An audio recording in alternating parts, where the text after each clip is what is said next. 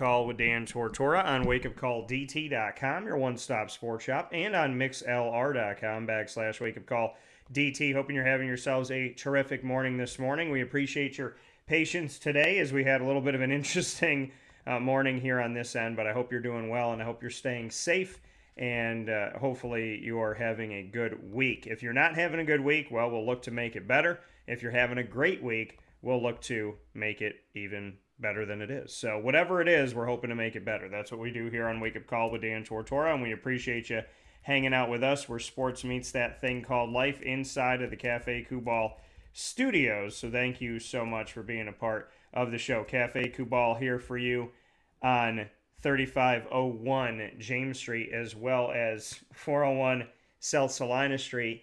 And you can also, and that's in Syracuse, New York, you can also find them inside of Galisanos Children's Hospital. And of course, you could find Cafe Kubal on 343 Fayette Street in Manlius, New York, and in their giant, and their awesome new digs at Sweetheart Corners at the corner of Route 11 and Taft Road. And go out and find them there. And so definitely make sure that you do that at their drive-through location and let them know the Wake Up Call sent you. So thank you so much for tuning in to Wake Up Call with Dan Tortora. I appreciate you being here and having some fun with us where sports meets life.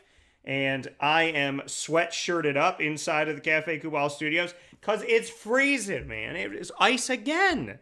So thank goodness there was no ice on the road last night, and because I know there was the night before. But I hope you're safe. I hope you're feeling good. I hope you're staying warm. And we got a lot to unpack inside of Ma and Pa's Popcorn.com's What's Poppin'. Order from Ma and Pa's anywhere in the country at maandpaspopcorn.com. And first and foremost, in today's broadcast, we'll do the annoying moment of the week, proudly presented by Carvel DeWitt. Then we'll jump into Lead, Learn, Evolve, Ad-Lib, and Deliver, proudly presented by Chick-fil-A Cicero and Chick-fil-A Clay with my co-host Juanita Ward. Today's topic, never give up. And we'll round out today's show in hour number 2 with the top dog of the week. The entire hour will be focused on dedicating our spotlight and our congratulations to Kathy Brawn for accepting the job at Moyne College to be the women's soccer head coach after spending 29 years at Colgate with over 300 wins and many accolades. We'll talk about all of that and her history with the sport as well as accepting the job. This is the exclusive first interview coming off of the announcement that she has been hired at Moyne College. So we'll be doing a bonus Dolphin Dive this week as we dive into the newest head coach to be on the Heights with Kathy Brawn as we honor her as our top dog of the week and give you our exclusive first video interview, first any interview since she accepted the job with the top dog of the week, proudly presented by Canine Camp Dog Daycare and Canine Kampground Dog Boarding. So with all that being said, we're going to hop right into the annoying moment of the week, proudly presented by Carvel DeWitt on 4322 East Genesee Street in DeWitt, New York. It is what happy tastes like, and it is up first here on Wake Up Call with Dan Tortora. Thank you so much for hanging out with us inside of these Cafe Kubal studios.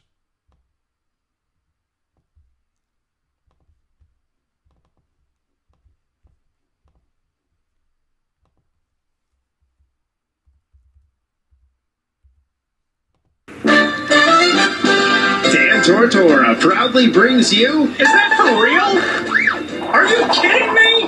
The annoying moment of the week. I'm really honest. I don't know how to respond to this. Presented by Carvel DeWitt, 4322 East Genesee Street. It's what happy tastes like. You have to be that crazy. I guess so. The annoying moment of the week, proudly presented by Carvel DeWitt, for this week is when we can be better. That's my annoying moment of the week, when we can be better, you know? And I've seen that in myself this week, you know, and hopefully we're all self-reflective, right? But the annoying moment of the week, when we can be better, when we stand to do better and we don't, right? We get stuck in our own way and maybe we don't try as hard, maybe we don't think things through as much. Maybe I know we've been through a lot, so we allow that to happen to somebody else. You know, it's just about doing better. And it's my annoying moment of the week because I am a very self-reflective person. I don't like to do something and not think through it, you know what I mean? Or if I do something and I didn't think through it, I like to take the time to understand, what I've done. I'm not the type of person that waits for somebody to say, like, hey, you hurt me. Like, if you hurt somebody, then you're supposed to do something about it. I mean, that's how it's supposed to be. And so, for me, in a very self-reflective way this week, I feel like I could be better, and I think that's something that we could all kind of look to in our lives is where can we be better? Where can we improve? Where can we be nice? I know I could have been nicer. I know I could have been kinder. I know that, I could have done more to be more helpful and more positive and to definitely, be more respectful and just be a better human being. I think my attitude this week was not great. And, so to me, it's about that reflection, that self-reflection, and sometimes saying, hey, I was the annoying moment of the week. I could have been a better person this week. I could have been better with my time management. I could have been better with how I treated people. I could have been better with my attitude, and I could have definitely handled things better in my life. So it's about being self-reflective, and it's about looking inside and seeing where you can improve. So sometimes, you have to, I shouldn't say sometimes, all the time, you should do that. You should take the time to say, hey, where am I doing well and where can I stand to be a better person? Where can I stand to improve myself? Did I need to say that? Did I need to do that? Did I need to express that? Could I have expressed it differently? Could I have done this better?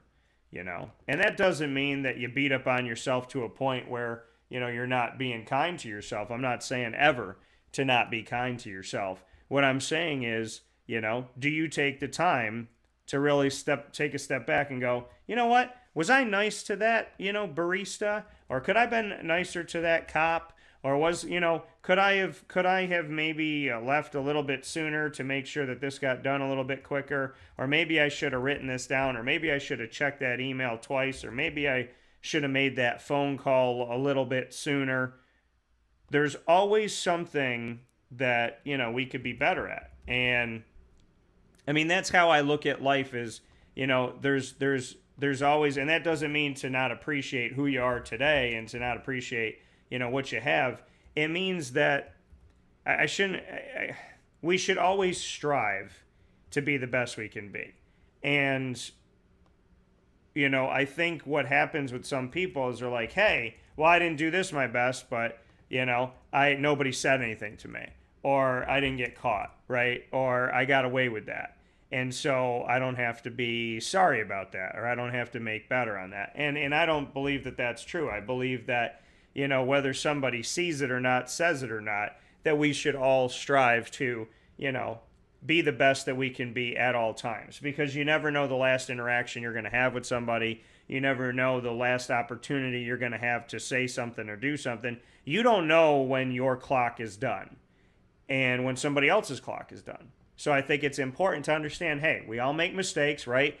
We all write down something in our schedule, and maybe we wrote down the wrong day or the wrong time. We all might forget to make a phone call or something like that in the run of things, But ultimately, how we treat each other and how we treat ourselves, that's the currency of our soul, And so I'm, in a place this morning where I feel very wanting to self-cleanse, wanting to be better. And, I hope that those of you that are listening and watching can appreciate that, maybe that's something that you need to do today. Maybe you need to little, cleanse and think about where you could be better and what you can do better. Because, we have all at some point in our lives been somebody's annoying moment of the week. And I think that for me, I would like that to be seldom. I would like that to be almost never but when you are, then you have to think about what you're going to do and how you're going to handle that and how you can grow and how you can get better and how you can move forward. So it's all about reflection. It's all about improvement.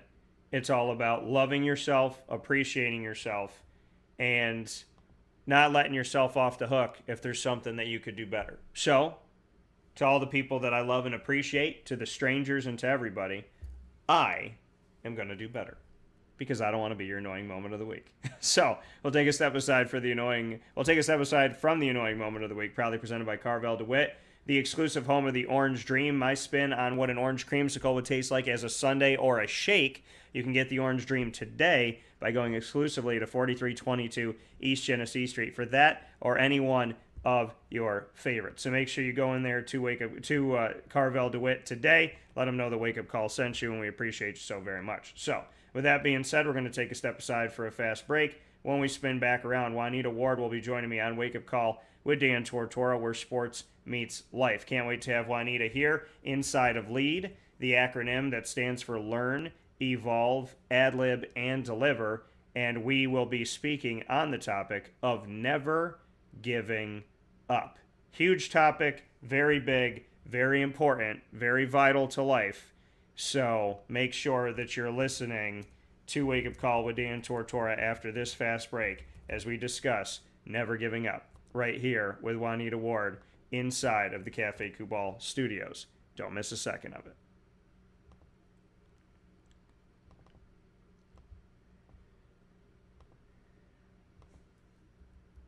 Carvel DeWitt, it's what happy tastes like. Do you know why? Because we make ice cream. Creamy, rich, flavorful ice cream. Not yogurt or iced milk like some of our competitors. Ice cream. Fresh, by hand, daily. For the calorie conscious, we have something new for you. Our new Carvelite. Same great flavor, creaminess, and texture of our regular ice cream with only 35 calories an ounce. So whether you want an ice cream cake, flying saucer, dasher, carvalanche, hard or soft ice cream, we will satisfy your craving with our fresh, handmade regular or new Carvelite ice cream. Carvel DeWitt. It's what happy tastes like.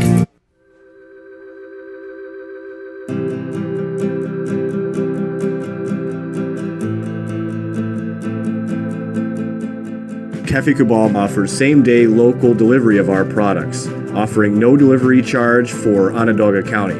Shop cafekubal.com for fresh roasted coffee beans, cold brew, travel mugs, and all your essential Café Kubal needs. Café Kubal, coffee for the soul.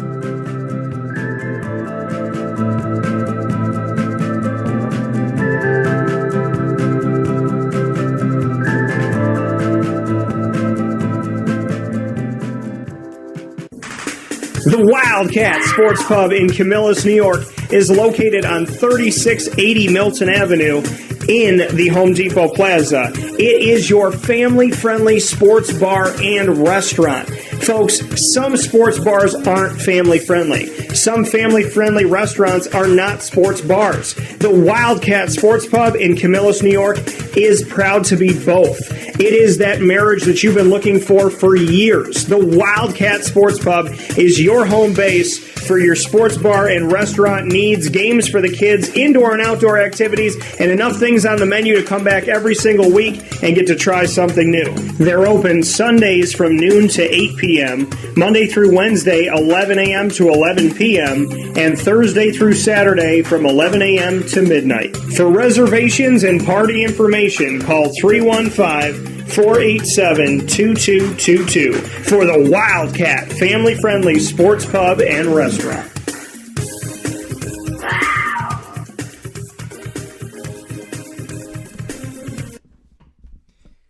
Welcome back here to Wake Up Call with Dan Tortora on wakeupcalldt.com, your one-stop sports shop, and on mixlr.com/wakeupcalldt. Back here on Wake Up Call with Dan Tortora from inside of the Café Kubal studios. We appreciate you so much, and thank you so much for being a part of the broadcast here of Wake Up Call with Dan Tortora, where sports meets that thing called life. Inside of this Café Kubal studio opportunity for you, we thank you so much for supporting local, going to Café Kubal on 3501 James Street and 401 South Salina Street, both in Syracuse, as well as inside of Golisano's Children's Hospital in downtown Syracuse, and of course by going to the corner of Route 11 and Taft Road for Sweetheart Corners drive-through location in North Syracuse, and by going out to Manlius to 343 Fayette Street for the giant behemoth of a brown striped building. So thank you for all that you do, and thank you again for supporting this community the way that you do, and for all of our listeners and all of our supporters in Central and Upstate New York, the East Coast, the Midwest, the West Coast, and around the country, thank you for building each other up. Because as we know, it takes a village for anything that truly matters. So, inside of MonPausPopcorn.com is what's popping. Next up here is Lead, Learn, Evolve, Ad-Lib, and Deliver. It is our acronym we bring you every single Friday around 9:30 a.m. Eastern Time with my co-host Juanita Ward, and a faith-based positive segment. You know, this whole show is faith-based and positive, and this is a direct representation of, you know, giving you something right before the weekend, ending your week, starting off your new week in a good way. We always seek to bring positivity, to bring you a good message, and something that will hopefully help you out. So with that being said, Miss Juanita Ward is here with me this morning as we discuss the topic of never giving up, proudly presented by Chick-fil-A Cicero and Chick-fil-A Clay. Let's bring in the lady of our number one here, and that is Miss Juanita Ward. Juanita, how you doing today? Hey, Dan, how's it going, man? I'm doing well, and Juanita, you know, well, hop right into it. You know, it seems pretty simple. You see our topic today, never give up. You know, 3 words, don't do it. Don't give up on what your dreams are. Don't give up on what you aspire to be. Don't give up on yourself. You know, don't give up on those you care for. And, you know, we see that topic that is just 3 simple words, yet it's a very difficult thing to accomplish sometimes. And I'd like to start there on the fact that, you know, we could tell somebody never give up, and it sounds really easy to say, but it's not always easy to do. You know, Dan, this goes right along with my new show that I'm doing. It's called Never Stop Believing. That comes on every Thursday at 11:30, and you can catch it on Ruco, ESPN, Facebook. You know, this is just pretty awesome, man. I love how God orchestrates, and you know, it's called Never Stop Believing. And the thing is, if you think that you can, and you know that you can, then just do it. Never stop believing. Never stop believing in what you feel you can do. Sometimes we may get knocked down. Sometimes we may get, you know, we may get pushed aside. Sometimes we may not get the opportunity that we want. But the most important thing is we can never stop believing. Because if we stop believing, then we never have the opportunity to see it through. And the topic today goes right along with what I've been talking about for so long. Never give up. When you give up, that's because you don't have belief. You feel as though people have completely just wiped you out, or the opportunity just wiped you out, or you feel that you were incapable of doing something. Never give up on yourself, because when you give up on yourself and you try to look for someone else to give you validation, that person don't have all that you have inside of you. You are the superhero of your future. You are the superhero of your present. You are the superhero because what's inside of you is greater than anything that anybody else can give you. You have to dig deep within yourself to see and search and find your super mechanism. Giving up is not an option. Giving up is not an option. I know that sometimes people may want to throw the towel in. I have been there as well, where I have wanted to throw the towel in. But you know what? When I looked at what could have been if I'd given up, I was like, man, there's no way I could have stayed out here. There's no way. I think about boxers all the time. You know, the coach is always telling them, don't throw the towel in. Don't throw the towel in. Get back up. Get back up. They have to. Because it's something greater in the stand. It's something greater in the stand. When you see a warrior that is pressing his or her arms down into the ground to gain the strength to stand again, that standing represents, I have gained the amount of knowledge that I need. I've gained the strength. I've gained the positivity. I have gained this, what I need, and I promise you, my passion, my dedication, my determination is not going to stop me. I will not give up, and I will never stop believing. It is something about having faith. That little faith of a mustard seed goes a long way. Yeah, you know, and that's that, like you, and I love that you used that picture of somebody with their hands toward the ground, pushing down on the ground to lift yourselves up. I mean, you think about it. The ground is so hard. The ground is so deep. The ground is so layered. It goes on forever. Yet we can push on it We can push on it to lift ourselves up. And I go off of that, what you said, Juanita, because we think, right, you push against a wall and the wall is too thick, the wall is too hard, the wall is too much, the ground is too much, the ground is too thick. Yet we can use that to push ourselves back up, to get ourselves back up. That these things, these problems are our walls. These problems are that thickness of the ground where they're so layered. How can we defeat them? How can we overcome them? How can we sustain our sanity and our positivity through them? It's too much. Yet we can push and get up. We can say to that problem, yeah, this wall exists, but I'm going to use it to get up. I'm going to use it to balance myself. You know, we use our problems as a crutch. Why not use them as an opportunity? Right? Think about the ground as your problem. You push back at it and say, no, I'm not going to let you defeat me. You stand up tall from pushing off of that, and you stand above that problem.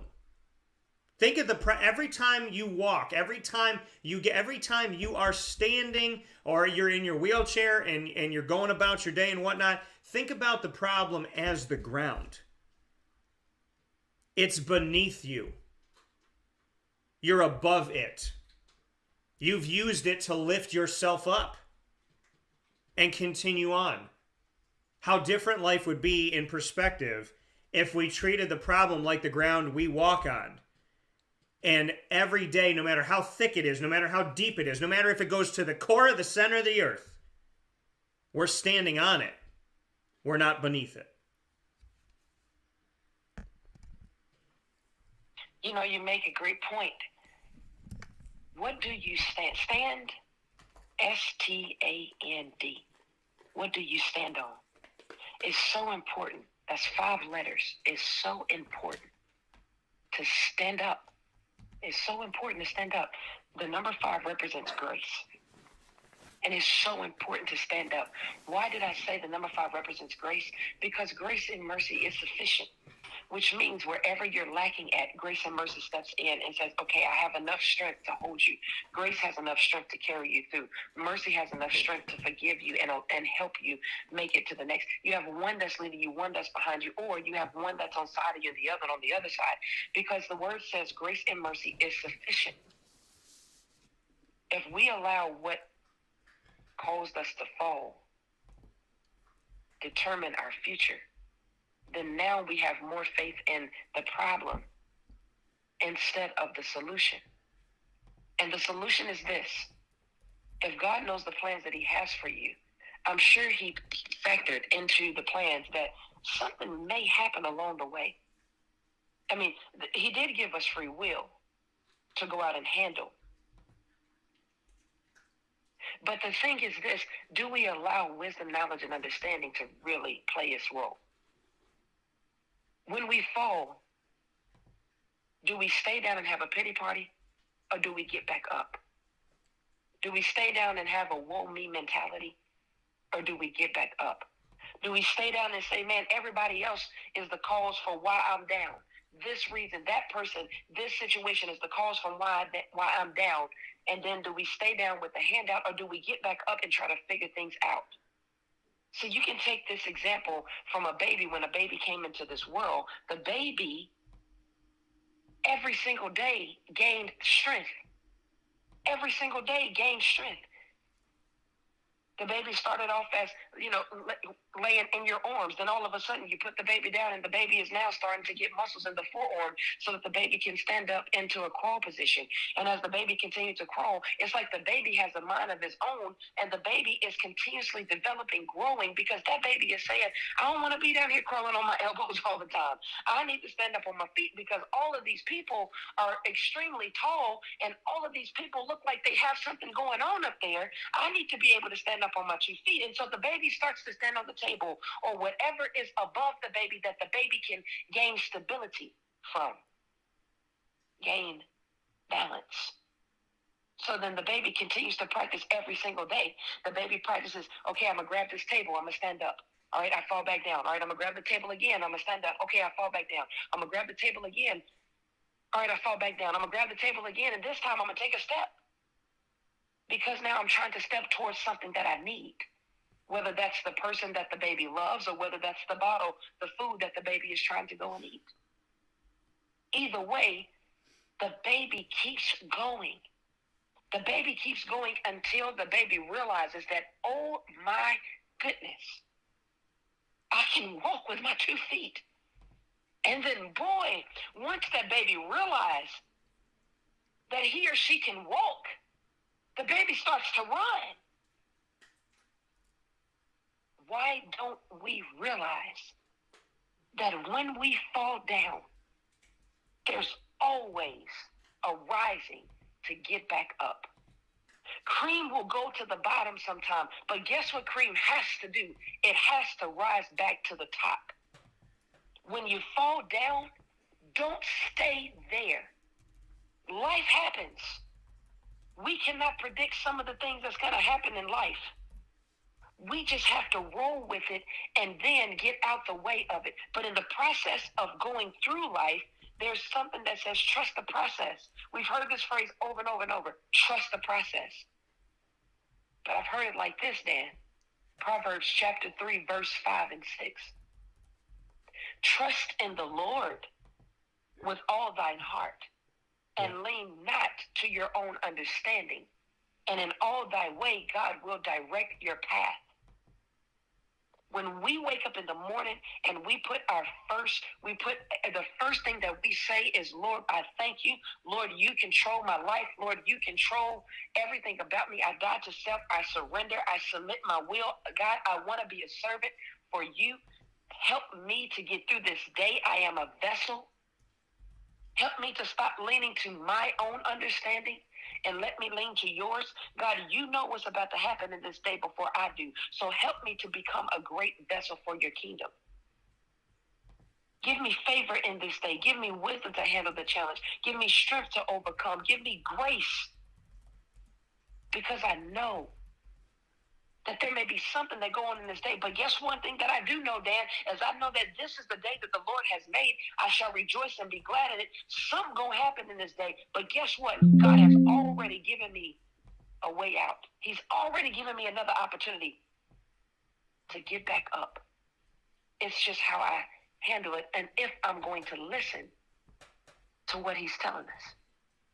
That's the reason why it's important to have a relationship with Jesus. That coming here on Lead, Learn, Evolve, Ad-Lib, and Deliver.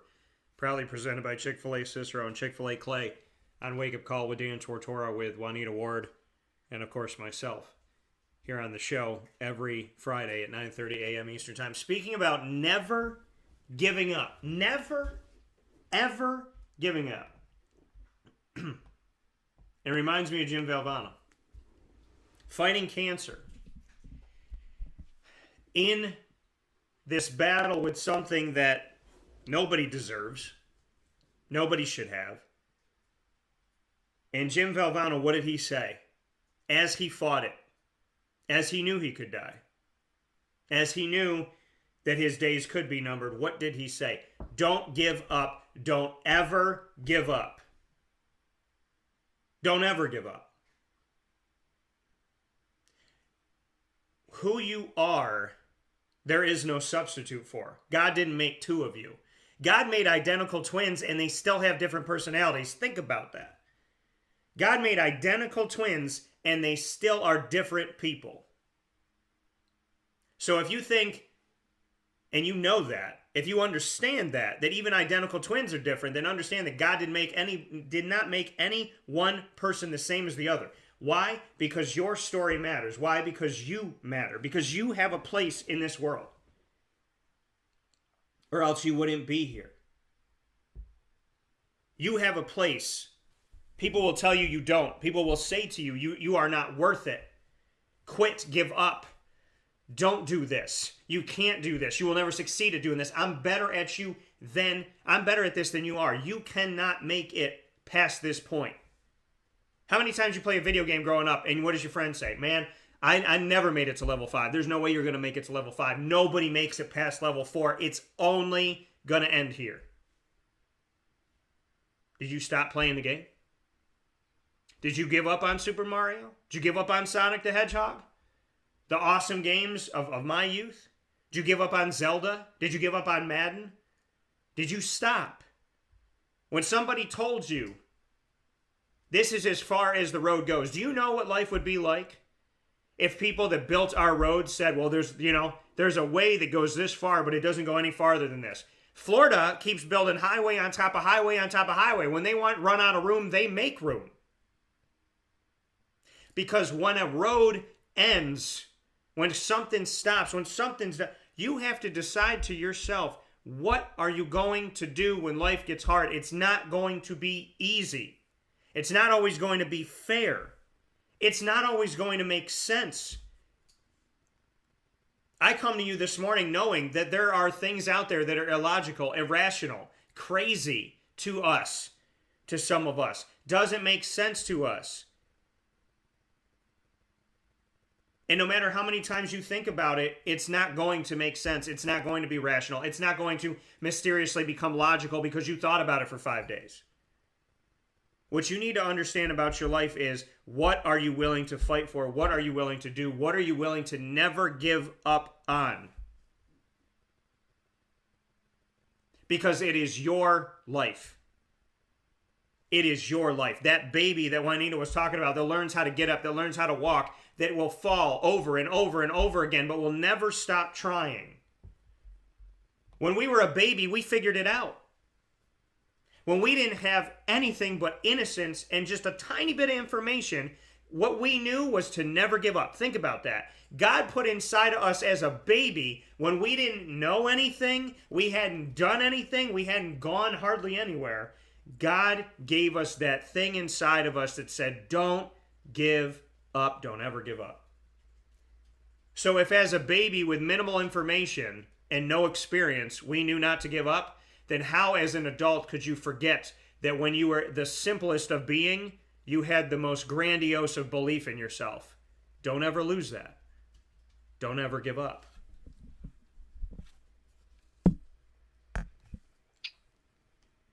Ever. Never. Ever. Trust the process.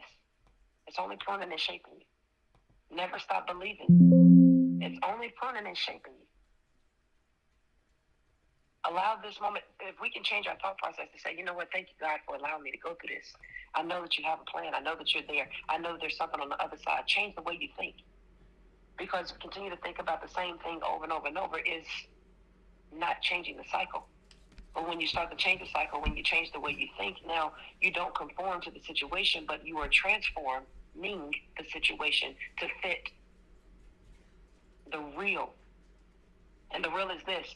God said that he will supply all of your needs. It's in the real that we can understand that you can do that you can do all things through Christ who gives you strength. It's in the real that you understand that God said that he'll do exceedingly abundantly above all that you can ever ask, think, or imagine. It's in the real that it says, for a good man's steps are ordered by God. It's in the real. If you want your heart's desire, then you have to align it with Christ. It is in the real, and you can do nothing on this earth without having an understanding of who God is. I know a lot of people say all the time, but I don't understand. I can't trust this. But here's the thing. You trust in your light switch. You trust in your car starting. You trust in everything else. But what really can give you a different outcome? If the same thing that you've been doing over and over and over keeps giving you the same results, I'm just saying, try something a little bit different. Stand up. Just stand up. Because if continuously getting knocked down hasn't been working, and the way that someone has been handling the situation hasn't been working, then stop leaning to your own understanding and just ask for wisdom. Because if you get wisdom, then you'll get an understanding. It says wisdom is the principal thing, and all by getting get understanding. So if I want to be better, if I want to know better, I do better. And I learned the truth so that the truth can set me free, so that the cycle does not continue to keep going around and around and around the same way year after year after year. If we're continuously talking about the same thing with your name associated and attached to it, that you continuously keep getting knocked down and this person keeps holding you back and this situation keeps stopping you, then change the cycle so that the trajectory of your life can change. Sometimes you may have to get away from those type of friends. Sometimes you may have to say, you know what, this job here isn't for me. Don't give in to something that is not deserving of your gift. I'm going to say that one more time. Don't give in to something that is not deserving of your gift, because your gift makes room for you. Your gift makes room for you.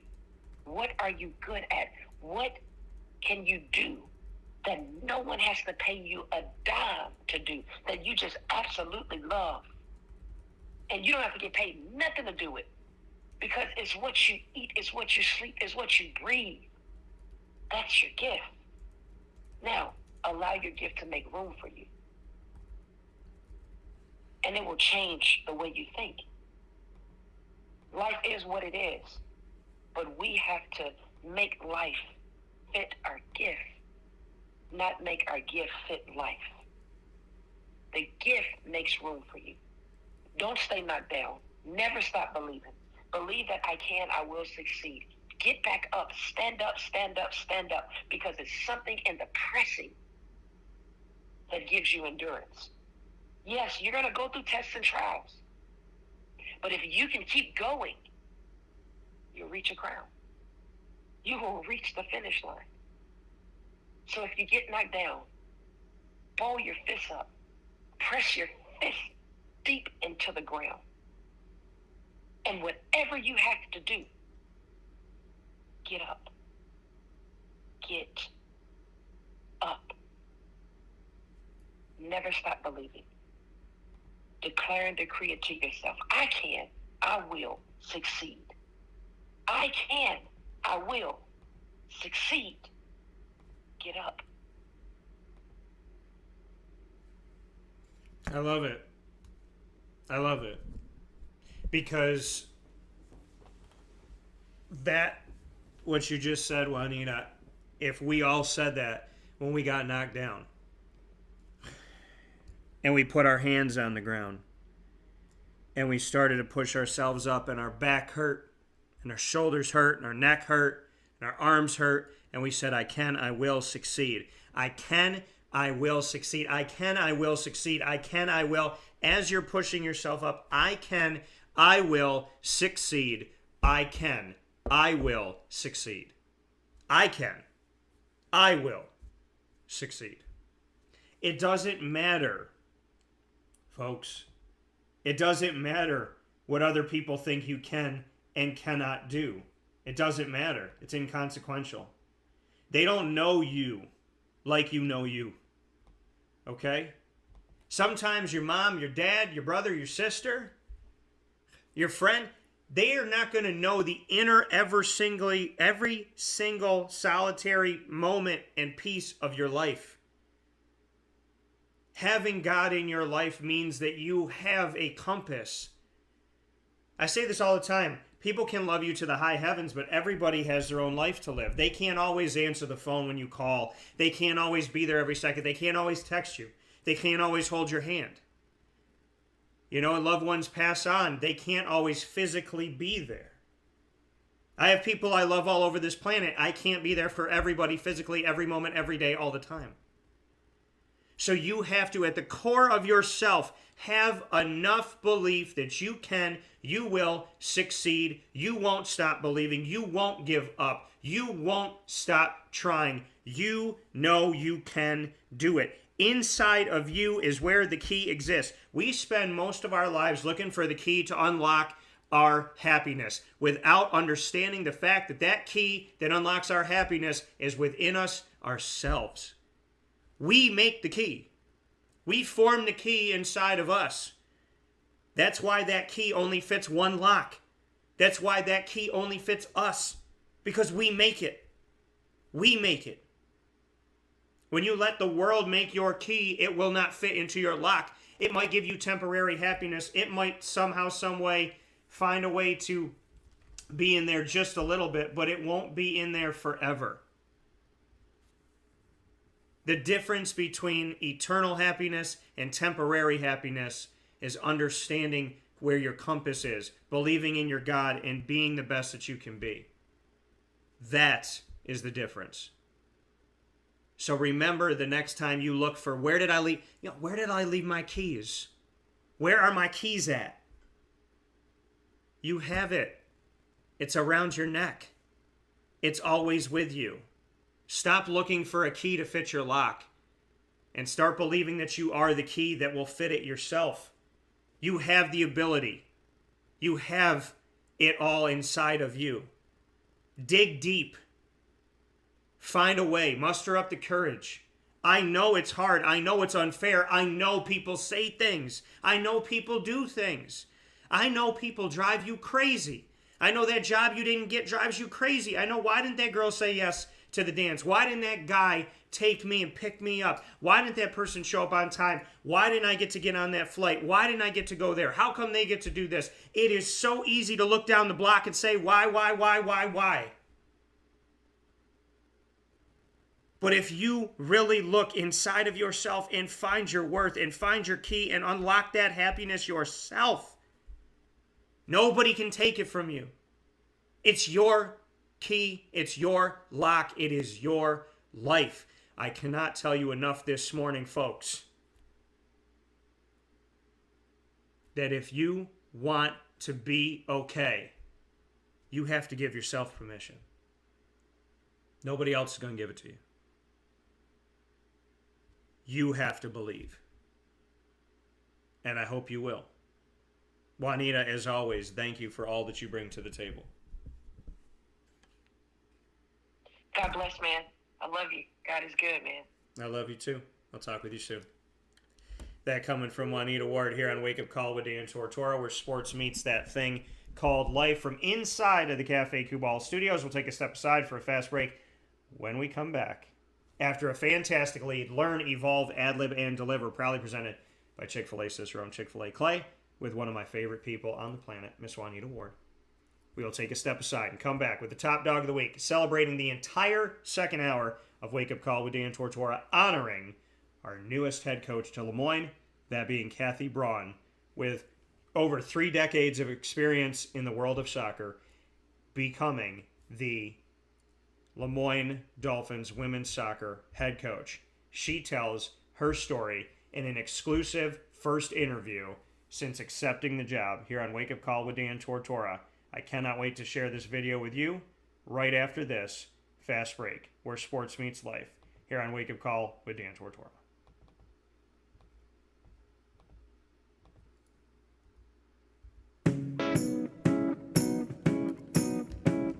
In these unique times, there are those in our community that give us a sense of normalcy and positivity. Pizza Man on 50 Oswego Street in Baldwinsville has been here for you for over 35 years and is here now.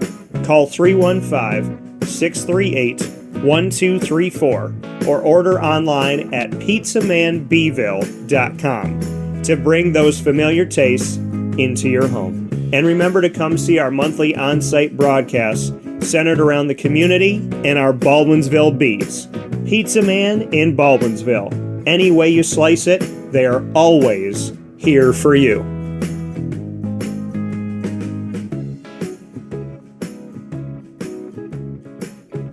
This is Jimmer Sikowski, owner-operator of Chick-fil-A Cicero, 7916 Brewerton Road in Cicero, right in front of the Home Depot.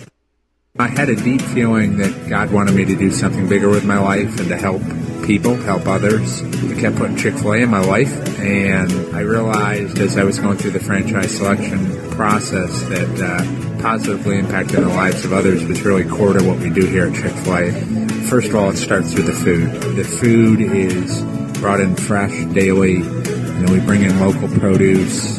We prepare to order in the kitchen. We hand bread our chicken. We hand spin our milkshakes. It's great food. It doesn't taste like fast food.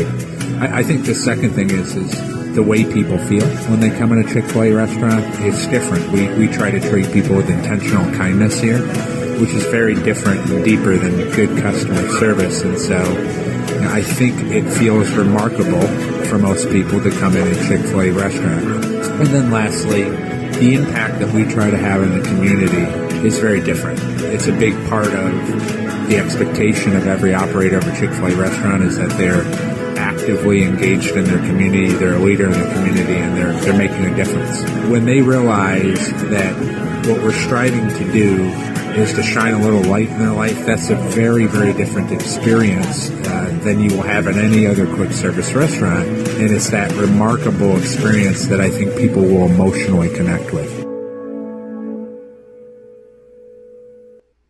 I'm George Townsend of Honda City with some good advice when buying a new car. The true cost of owning a new car is determined by the appraised value when you trade it. No vehicle appraises higher than a Honda. Next, look for low APRs and deep discounts. You also want low maintenance costs and great fuel economy. That's why my advice to you is to buy a new Honda. Looking pre-owned, visit our Honda Certified Used Car Center. Honda City, 7140 Henry Clay Boulevard, Liverpool, or HondaCity-CNY.com. It would be a pity if you don't shop at Honda City. Our corporate purpose at Chick-fil-A is to glorify God by being faithful stewards of all that's entrusted to us and to positively influence all those who come in contact with Chick-fil-A. And what became increasingly clear from our success in Cicero is that people love Chick-fil-A. And also I think we recognized that, we had a great opportunity to grow the brand and grow our platform. I felt incredibly grateful when I was selected to be a Chick-fil-A operator. I think what it's meant for me, what I've come to realize on a very deep level is that this is a calling for me. It's not a career. It's not a job. The Lord called me to be a Chick-fil-A operator and to use these restaurants to glorify Him and to positively influence other people. I'm blessed. I'm very blessed. Head to Chick-fil-A Clay on 3974 State Route 31 in Liverpool, New York.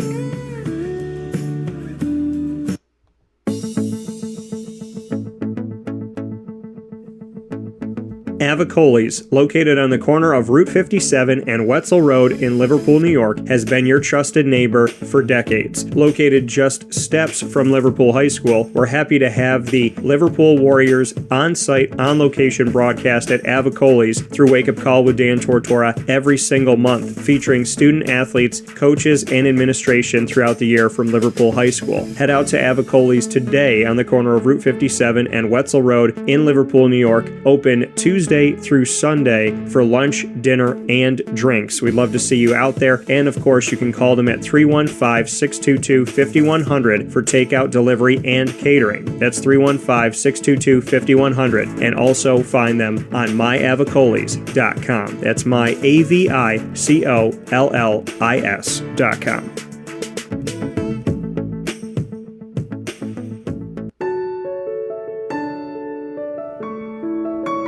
Having peace of mind when you're out of town that your furry-loving friend is safe and sound means taking them to Canine Kampground, because we all know that when it comes to the love of our pets, it goes well beyond the call of duty to make sure they're safe and sound. Right, Lily? So take a ride to 242 Johnson Street in East Syracuse, New York, and see Canine Kampground and where your dog will be staying in the classic cabin, the executive cabin, the grand cabin, or of course the luxury cabin, because if you know Lily, you know she loves luxury. Now you don't have to wait to the last minute to find a family member or a friend that'll take your dog for a few days. Call Canine Kampground at 315-299-4013. That's 315-299-4013. Their drop-off and pickup times are Monday through Sunday. Check K9Kampground.com for more information. That's the letter K, the number 9, and Kampground spelled with a K.com. K9Kampground.com. When you're going out of town, bring your dog to Canine Kampground.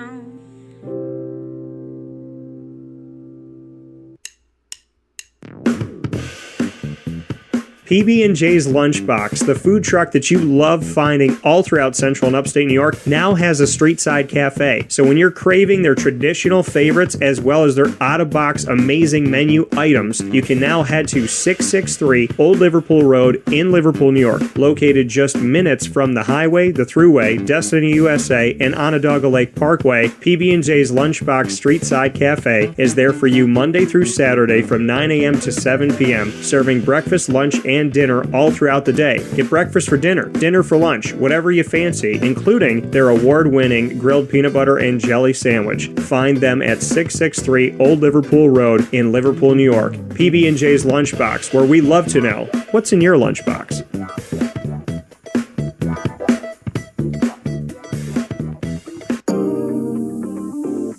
As a patient, what do we want?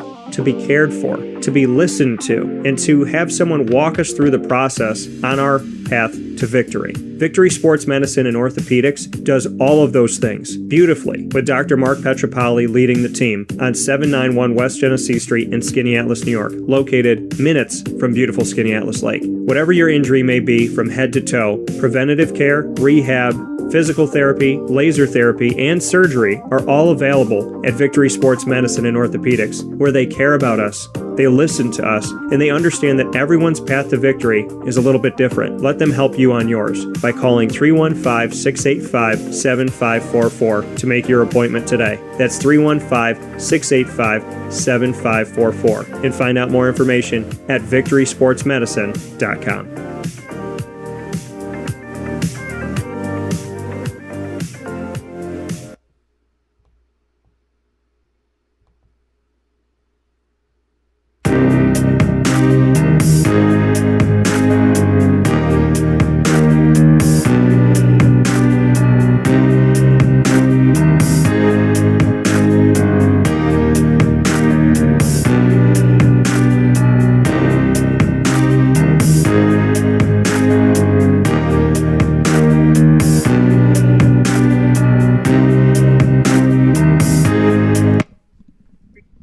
Welcome back here to Wake Up Call with Dan Tortora. You're watching on youtube.com/wakeupcalldt, facebook.com/wakeupcalldt, and facebook.com/live-now-dt. And you're, of course, with us also listening to the audio on mixlr.com/wakeupcalldt and on wakeupcalldt.com.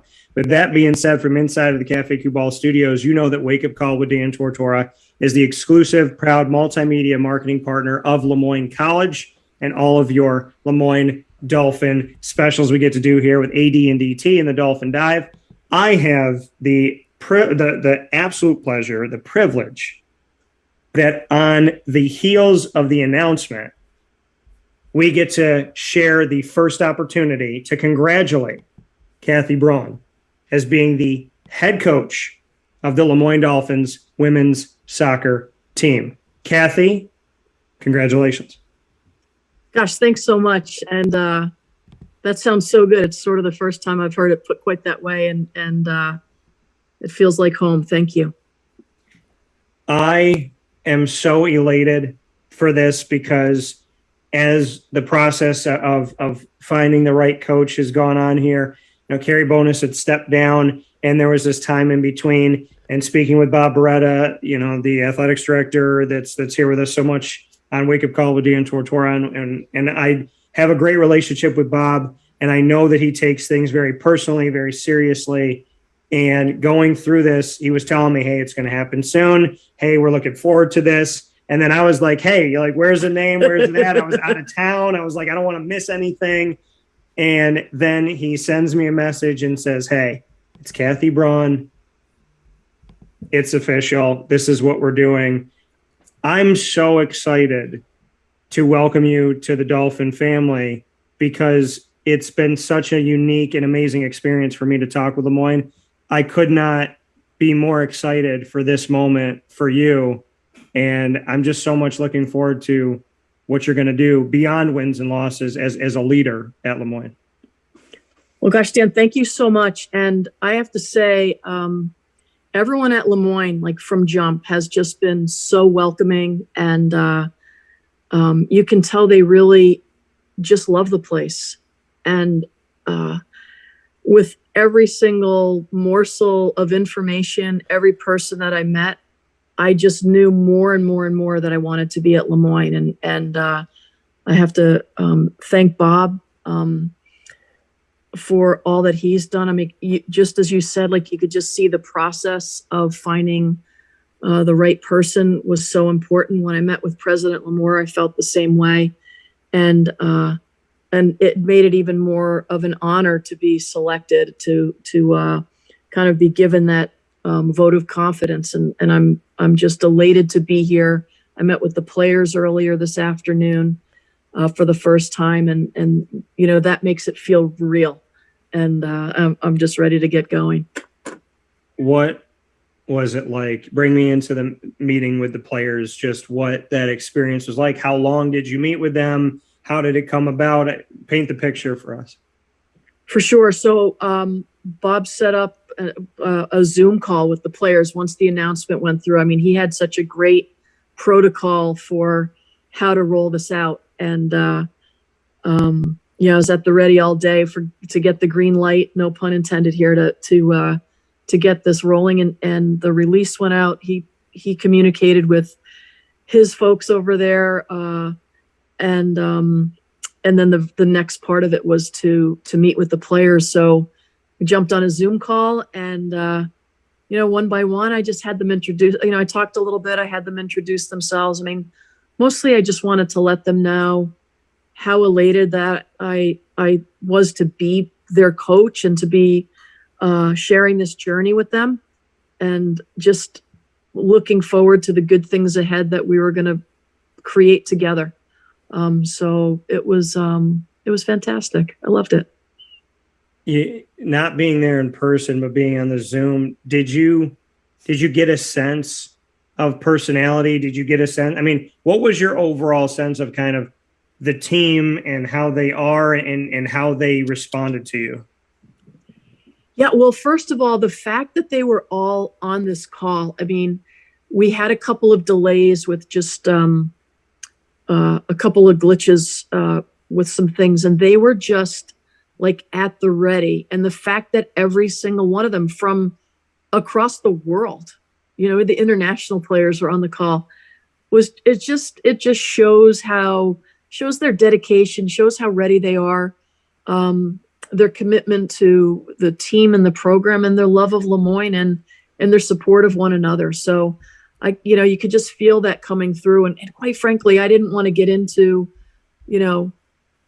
all the nuts and bolts today, as much as I want to get going with it. I really just wanted an opportunity to,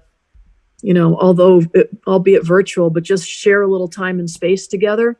Yeah. And, kind of set the stage for meeting in person and really getting to know one another and getting the spring season underway, and just all those good things. And at the end of the day, we all just want to get some soccer balls, get out on a field and play for a while. I mean, that's when it's going to really feel fantastic. And you said, all the players got involved, international players, everybody was on this Zoom call. That to you, that the whole team was there. Yeah. Just what that meant to you, that everybody wanted to be a part of this, that everybody, no matter where they were, wanted to meet their coach. Yeah, that meant a lot. That felt good. And like I said, it just, it makes such a strong statement. It makes a statement of that they're unified, that they're dialed in. And, it was wonderful, a wonderful feeling for them to show up for me for this first, for my first day. And I think for one another, to show up for one another that way. It's it just really solidifies the whole feeling of this is getting started. Yeah. And it's such a beautiful opportunity and a great moment. Kathy Brawn here with us, and with the exclusive first conversation since making this decision to join Lemoyne. And Kathy, I went and looked back at your history, 29 years at Colgate, and I have to say with you on screen right now, you've been doing this for a long time, being a part of this game for a long time, but I see the youth, I see the excitement in your eyes. Why? Why, after all of these years, Yeah. 3+ decades of being connected to this sport, why are you still in love with it? You know, the thing of it is that I really love teaching, and I love being a part of this journey, you know, that people are on in their lives of being like true student athletes, the growth that they experience as just as human beings between the ages of, you know, 18 and 22, 3 or 4, whatever it might be.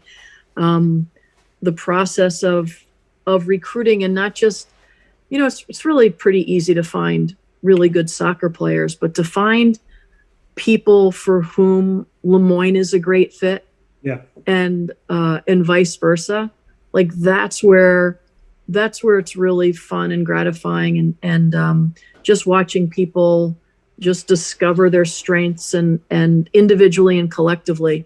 I mean, I love that whole process, and you know, I keep in touch with people and players that I've coached, you know, over the decades, and you know, I know their parents still, I know them, I know their kids, their spouses and families, and it's just incredible. And you know, the game's kind of given me so much, this experience that you know, I never really expected you could make a living at. When I first started, you know, people weren't getting paid to coach women's soccer, or it wasn't a living. You know, I feel really fortunate to be part of it. You know, and for all the time that you spent, I want to go back to Colgate, where you spent the majority of your time.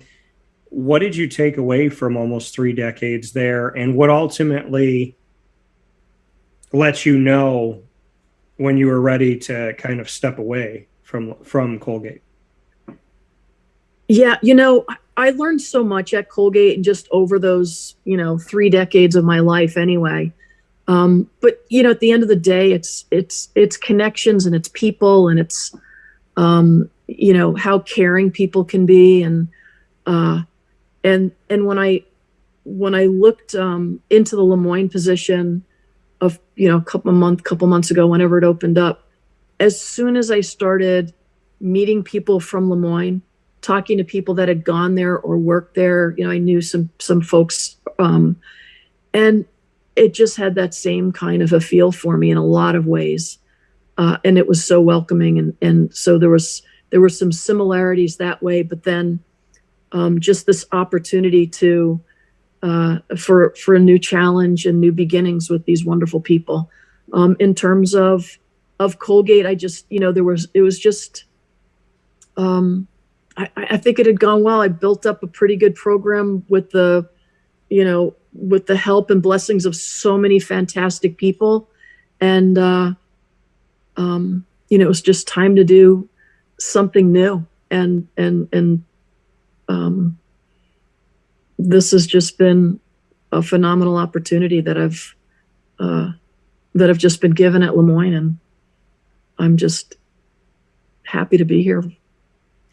You know, we look at your success in 3 decades, what you did there: 12 Patriot League championships, 3 ECAC championships, 6 NCAA tournament appearances, 312 coaching victories. Overall record there: 312, 196, and 54, over a 60% winning percentage in 29 seasons. Hard to pull off. When I say all of those accolades and over 300 wins, what comes to mind? Just how fortunate I was. I mean, you know, when you get to work with people and coach them and, you know, care for them and so on and vice versa, and you see what they can accomplish, and more importantly, they see what they can accomplish. And a lot of times it was just beyond maybe what a lot of people sort of on the outside thought we could accomplish. It's just incredible. It's been an incredible journey all the way through. And the fact that, I'm still so tight with so many of those players. Like when you see them sort of living such, enriched, wonderful lives beyond their 4 years at the school. Yeah. But always coming back to just the benefits and how much they enjoyed the experience or learned from it, even when they didn't enjoy some of it. That's amazing. And you want that for people. You want them to get the most out of the experience. And, I carry these great moments and more importantly, these wonderful people with me all the time. I've heard from so many of them today as this has gotten out into the public. And it's been great. And what's neat is I hear from them in like clusters of classes because they all stay so close. Yeah. And that's what you want. Like, that these Dolphins are going to be, when you're bringing someone into the team, they're not just going to be soccer players. They're going to be friends for life. Yeah. And to build that and to have that and then to get to meet with the team, this is a team that you're taking now into a new era that came close so many times. Yeah, they sure did. And so they've endured loss a lot, but they were right there. What is your message to a team that came to the table but didn't get to eat? Yeah. Well, like one of the messages, I didn't have a lot of messages for them during our call, except that one of the things that I did want them to know was I by no means want to come in and treat this as if,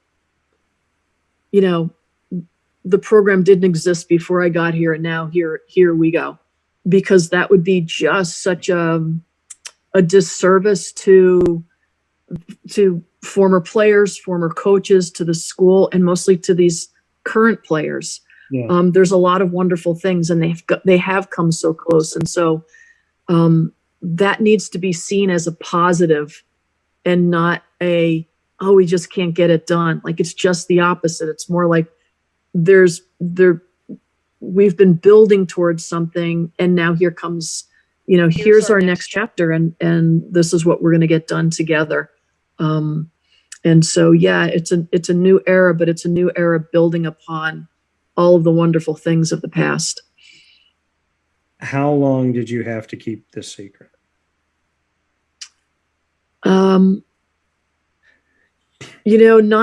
Not too long, which was good, because, there's only so much time you can sort of control the narrative. I have, a few folks close to me that I told and swore to secrecy, and just in one case had to try and put the cat back in the bag, but that seemed to work out okay. Yeah, so, I think about, I don't know, a week or so. Not too bad. No. And not too bad. And you know what? Talk about something being worth the wait. I'm like just thrilled. And so to keep this secret in a world where like everybody's taping everything and everybody's trying to find out everything, like, yeah, how much more difficult is it to keep a secret in today's world, in your opinion? Well, it's funny because this is where,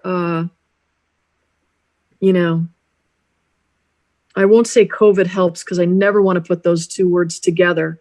Yeah. But it's not, you're not like, you're still connected, but you're not as connected as maybe you would be if there wasn't this pandemic roaming around. But it's tricky. It's tricky. Yeah. I didn't post anything. I didn't, I just kind of rolled with things because, yeah, the messaging gets out there really fast. So it was just had to keep myself in check a little, and I had the permagrin on a little bit sometimes, and I was just happy the sun was shining or whatever it might be. I just yeah.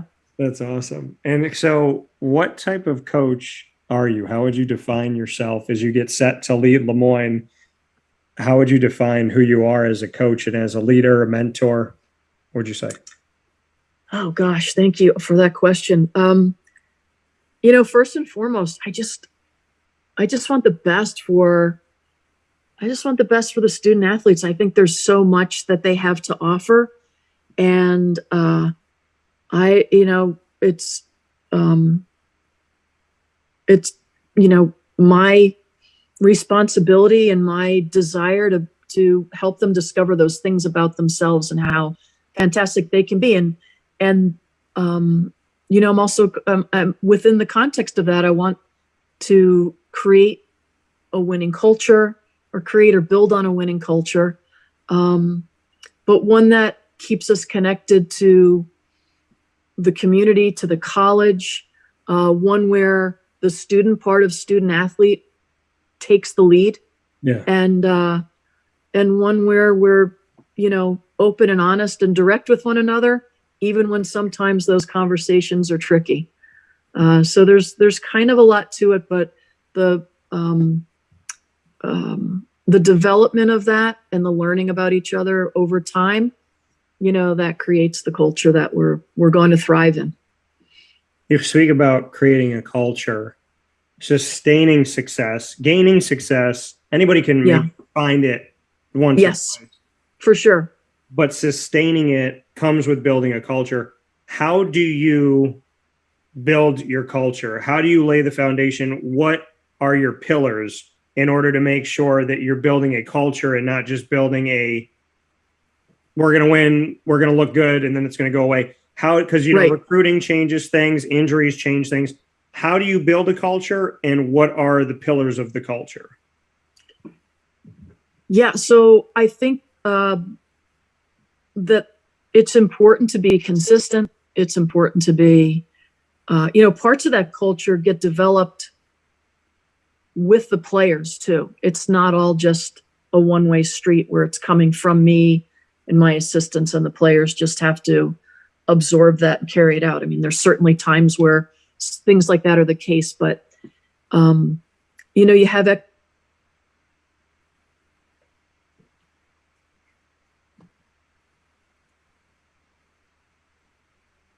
we lost Kathy here for a second. We'll see if we can bring her back. We'll give her a second here. It means the most.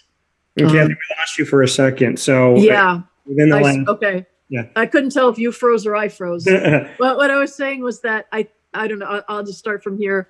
I think that winning, it's so easy to just focus on that. It's the most obvious thing. And it's important. And I think I approach winning as winning, I think, is the byproduct of a lot of really good practices done consistently over time. And I think that's when you sustain a winning culture and just sustain a good, healthy culture. You always have to be taking a look at things to make sure that over time the messaging hasn't changed. And you're right. I think it's to me, it's sort of the difference between a team and a program. Yeah. You can have a winning team and find a way to get something done in a moment of time. But if you really want to build a program, that takes a lot of other components, and it takes fairness, it takes accountability, it takes hard work, and it takes fun. There should be some really enjoyable components to all of this, because what a wonderful way to customize somebody's education is by, coming to a school and playing on a varsity team, and to come to Lemoyne and to have the honor of putting on the uniform is something that we want to take a lot of pride in and represent just at the highest standard of excellence in everything that we're doing. So Kathy, you got a few points before I let you go. You just led me into it. Why Lemoyne? Were you actively looking to get back into coaching? Was Lemoyne kind of like, you see the job opening and you say, okay, you know what? I'm willing to go out there and see with this because there's something about Lemoyne. Were you looking in general? What ultimately brought you back into the head coaching fray? What was it about Lemoyne, and were you actively looking out there, or did Lemoyne kind of catch your eye and maybe pique your interest in a unique way? So I was actively looking, but I wasn't actively looking at like every single job opening that there was. And when I saw that the Lemoyne job was open and chatted with some people about it, it just, and when I started to meet with people at Lemoyne, I mean, it just felt like the right place for me. And it also felt like a place where I could really make a contribution to the soccer program, to the athletic department, and just be around really fantastic, supportive, wonderful people. I mean, you talk to President Lamore and you can't help but be just bought into her vision and the energy that she has. And you talk to Director of Athletics Bob Bretta, and he just has a great vision for this department and what he wants to do, and how carefully and thoughtfully he's doing things, and how much both of them genuinely care about the students and about the school. And I love that. And so Lemoyne just made so much sense to me because it just felt like the right place for me. So when it opened up, there was an interest peaked of, hey, maybe I should check this out. And as you got to know Bob Beretta and Linda Lemura, that amplified it for you. Oh, for sure. That's a great way to put it. Yep. So when you got the news, because Bob kept everything so close to his vest, I give him so much credit. Bring me into, where were you? What were you doing when you got the news, and what was your reaction?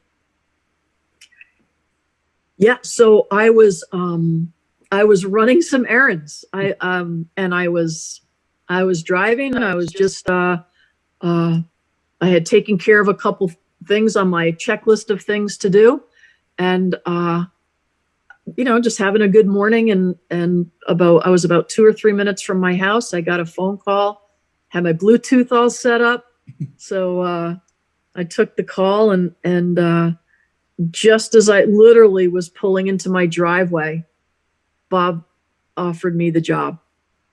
And it was just fantastic. I was elated. So happy. It's like just exactly the phone call I was hoping to get. And it made what started out as a really good day just a phenomenal day. How long into Bob talking did you say, I accept? Did you make him wait a couple seconds? Actually, we were chatting a little bit at first, and which was terrific. And in my head, I'm thinking like, well, I'm thinking he's probably going to offer me the job because, I would think if you're not offering someone the job, like kudos to him for having called me if that were the case, called me himself. But I was also like, this is a little conversational for that. So yeah. I was just thrilled. And, I had a couple of, just logistical questions and a couple of things. And at this stage of things, I know I was pretty well set that I was going to accept the job had it been offered. And, the wind blew in my favor for sure. Going through this process, there's virtual meetings, there's trying to get people on campus and whatnot. What did your entire kind of the Lemoyne courting of you and this back and forth, what did it all look like from start to finish? Yeah, so the usual put my application in and all those good things, and started out with a Zoom call. Yeah. I have to say, Liza Heligas has been phenomenal through this whole process. Everybody has been, but to the logistics of putting all this together, and obviously, I wasn't the only person that they were considering. So, it's a lot of work, and it's a lot of work anyway. And then, there's games going on that they're dealing with and everything else. So I really was appreciative of it, and still am. So I sort of got through that first Zoom call, and then was invited to like an all day series of Zoom meetings. Yeah. With all different constituents. And that was fantastic. I just, and then shortly thereafter, a few days after that, I was invited to campus to meet with some folks. And each stage along the way just felt terrific. I felt very welcomed. I felt too like people really like working at Lemoyne. Yeah. And that there, there's this just wonderful, warm atmosphere, and it's just great. You just want to be a part of it. Your most memorable thing about President Linda Lemura? Oh gosh, she's just like, she just has this energy and this genuine sense of caring about the place and its people. You just want to sit there and listen to her and learn from her and chat with her all day long. Like I just, you just know the school, you just know everybody, like the place is in good hands. And she really likes it. And for me, for recruiting, I can't recruit someplace where I don't genuinely, believe in the place and the people. You don't want to, you're bringing someone's child to school. You got to really believe in what you're doing and the place to where you're bringing them. So but yeah, she's wonderful. Most memorable thing about athletic director Bob Beretta? He's just so sincere, and so he's so well versed in like every aspect of running an athletic department within the context of the school and the community. Yeah. And just externally and internally, all the moving parts. And there's a lot of them, and he manages it so well. You just knew he wants to do well by the student athletes. That's huge.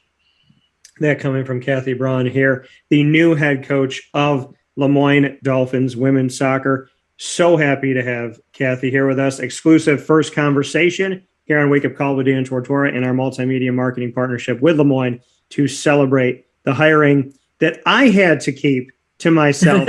For how long did you have to keep that? I had to do it for just a little bit, not like you. Okay. Just a little bit.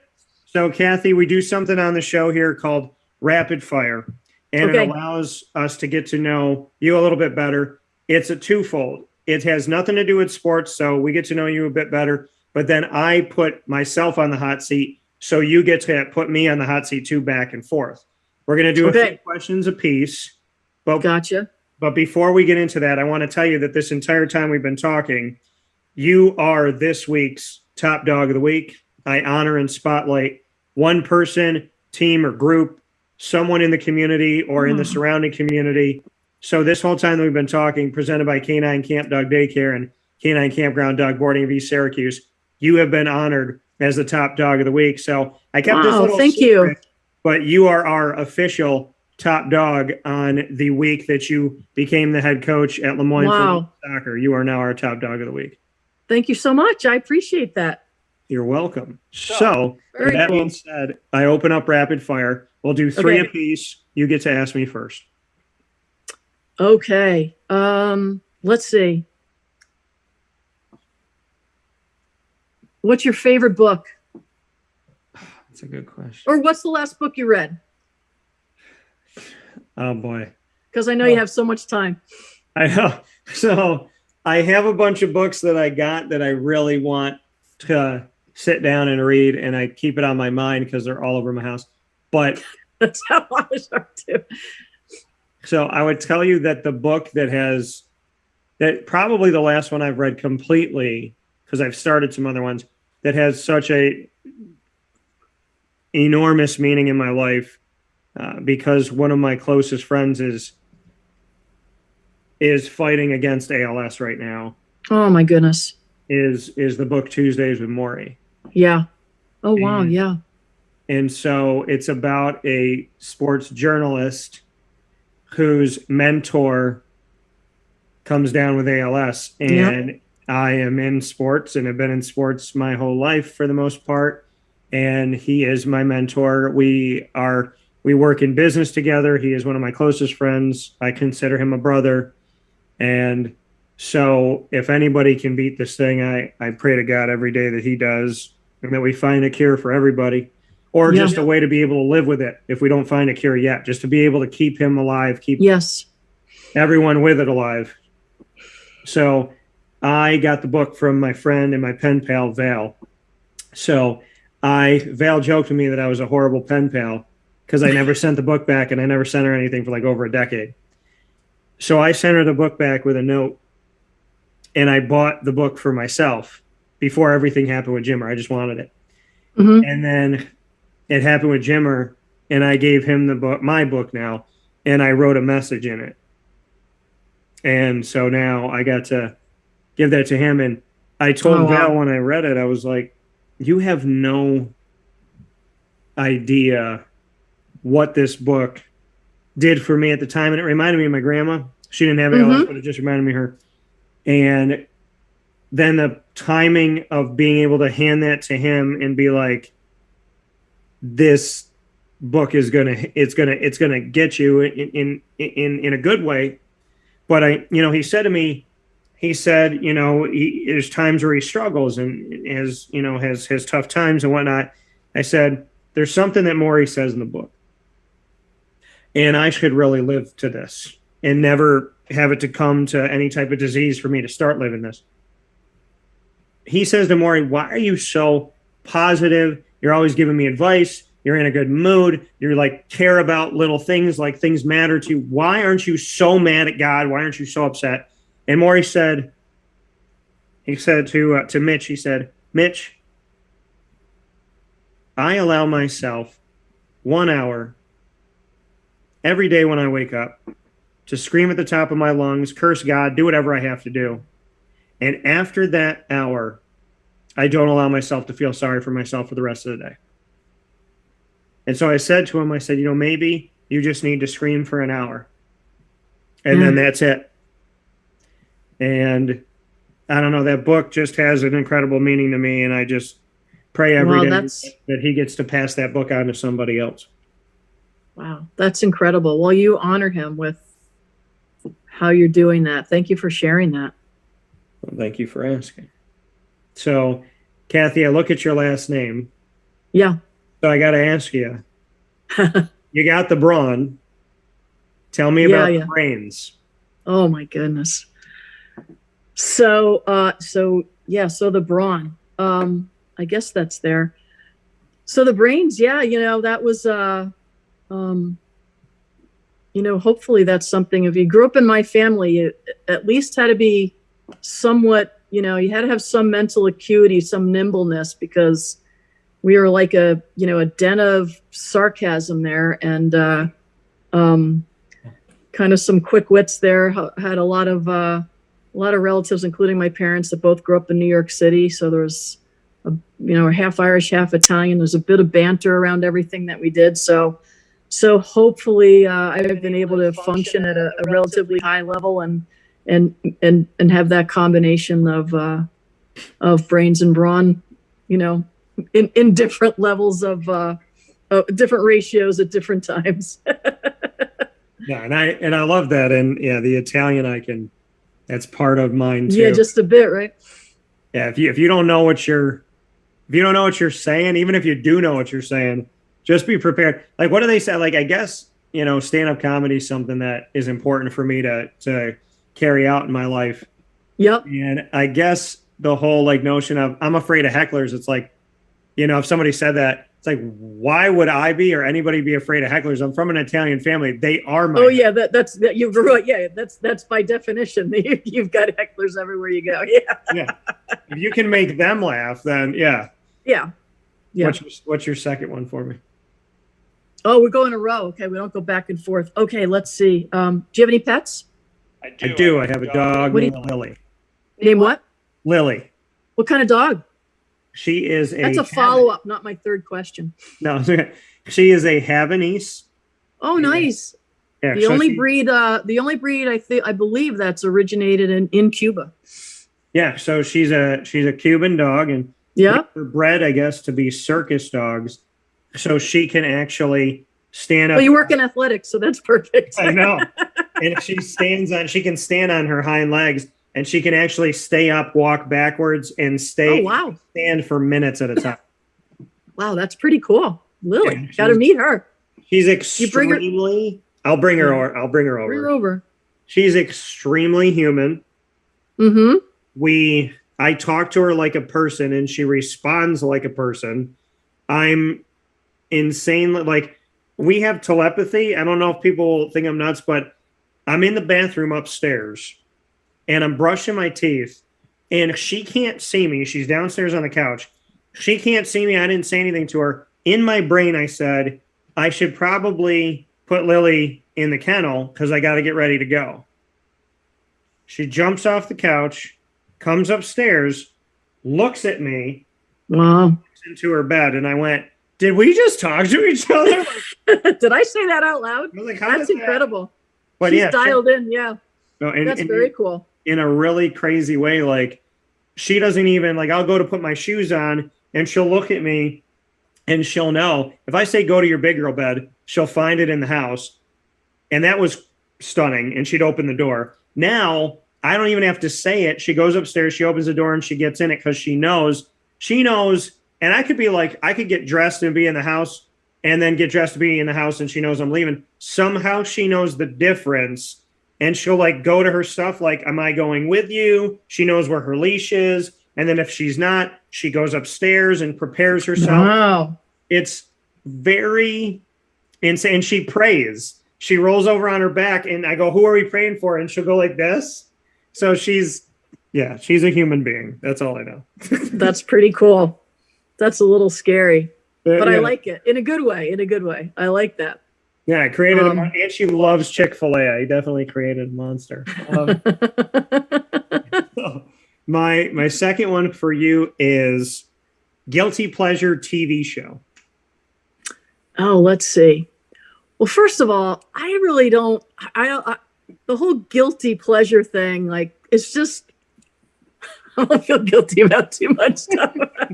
You know what? I'll tell you what. So today I was waiting to see what the timing of the rollout of the press release and all this stuff was, you know, and Bob was great about giving me updates, but I was scrolling through and the Waltons was on. And when I was a kid, the Waltons was like one of my favorite shows. So I watched an episode and I knew the episode too. I remembered it. It was a show that was on in the few decades ago. But anyway, you know, Good Night, John Boy, all that. Yeah. So I watched the Waltons, but it was great. It took me right back. It's amazing how the shows do that too. Yeah, they do. Like, you just, yeah, it's pretty cool. That was fun. People are like, what's your favorite TV show? I'm like, same as when I was 10 years old, Boy Meets World. There you go. Like, how do you like the new one? Have you watched the new version? I watched the new one, and they actually do. It's weird how all of these things that I love connect to upstate New York, which I find to be like, I always feel like God and I are like, and as busy as he is, I feel like he's always like, hey, I love you. Like, I got your back.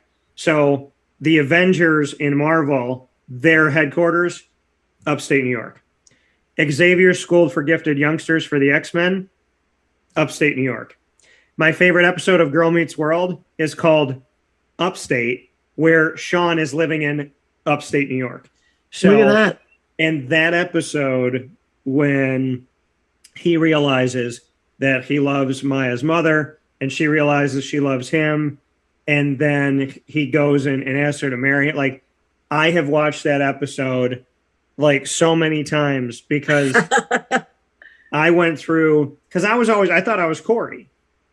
Mm-hmm. And then, you know, my parents got divorced and, you know, and different things going on. And and I got divorced. I had to go through this, and I felt like Sean. You went from Team Corey to Team Sean a little bit. Yeah, I felt like Sean. Yeah, the life lessons of. Are you ever going to find somebody? Yeah. And do you think you deserve it? And how? And like you start to become a little bit, rough. And so I said, I thought I was Corey, and then now I feel like Sean. Like I feel like the world tried to make me Sean, and then you see Sean like say, "Is this really happening?" And I watched that episode over and over with the belief that all of the crazy women that I dated gave me stand-up comedy, but that eventually one of them will give me peace. There you go. I like that. That's hopeful. I like that. It's aspirational. Yeah. It's like, yeah. Cool. So what's your question? Because I kind of went off of yours. So what's your question for me?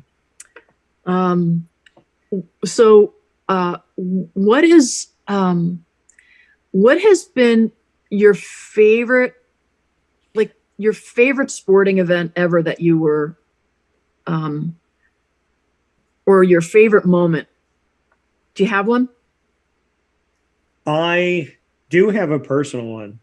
Mm-hmm. So I actually coached soccer.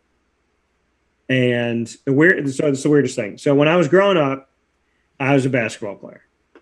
And like soccer wasn't cool. All the boys played basketball or lacrosse or football, usually basketball, football.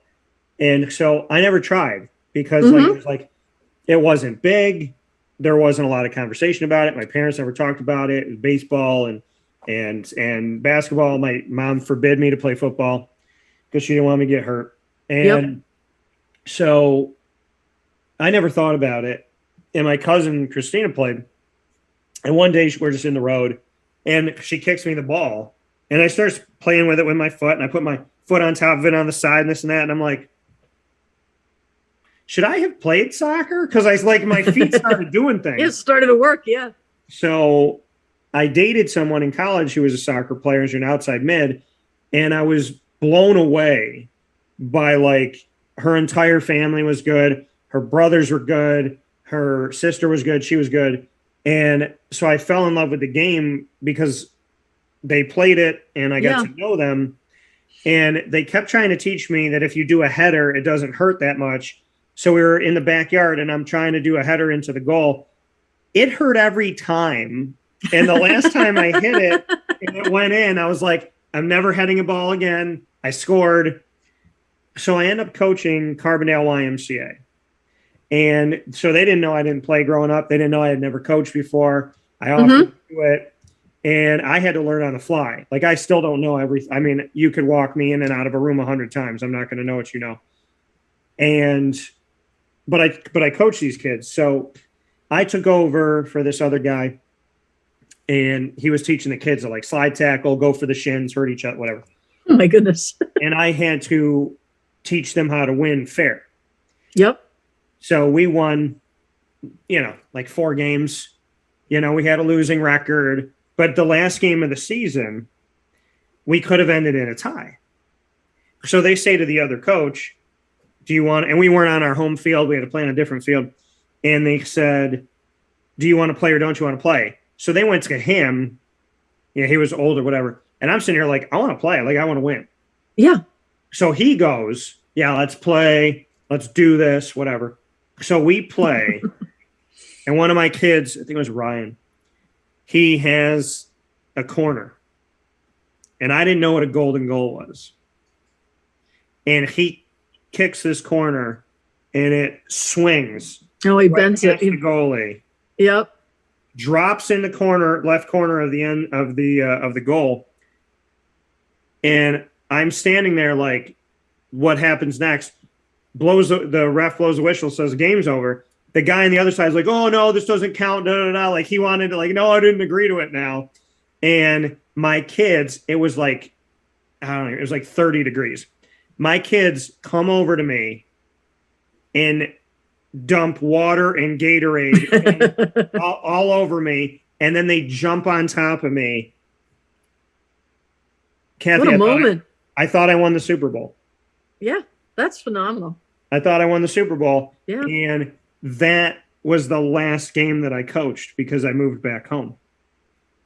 And to this day, when people say to me like, "Oh, do you miss anything about Pennsylvania, this, that, whatever?" I say the only thing I miss is those kids. Yeah. Yeah. And- They make an impression, don't they?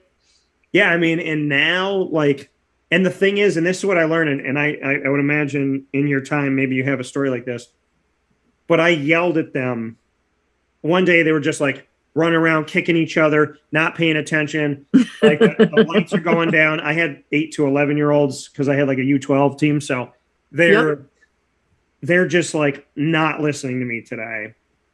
And I stopped practice and I yell. I said, "Listen, we can't do this. You're not listening to me. We got a game coming up. Like I'm about to end practice. Like we've done nothing productive."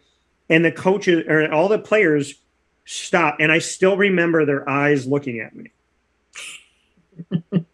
And Shep said to me, he goes, "All right, coach, we're going to stop." And I said, "Really?"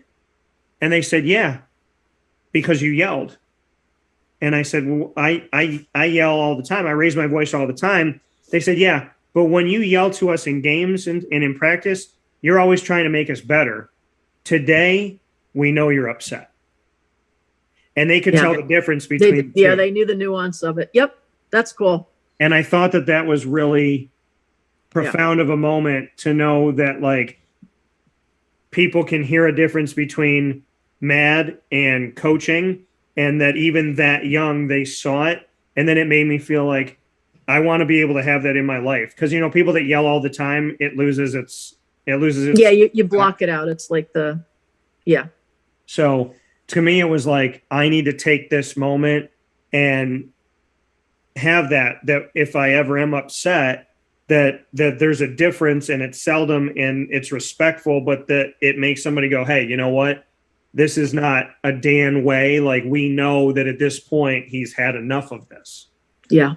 So that to me meant something to me. And I don't know.